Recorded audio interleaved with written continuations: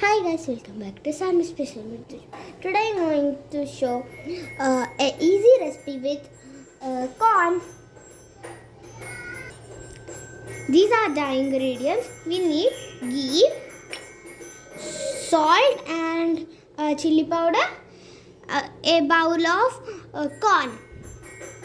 We need a pan. Firstly, we have to put some ghee.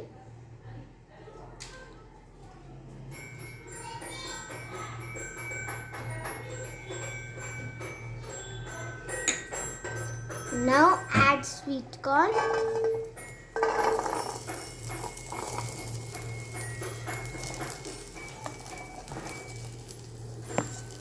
The smell is very beautiful and nice.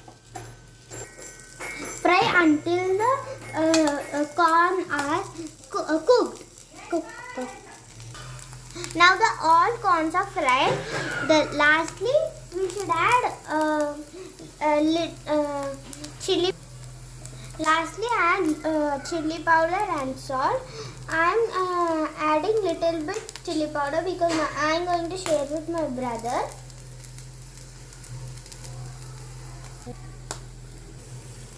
And mix it thoroughly. Put it in a bowl. Now the sweet corns are ready to eat it.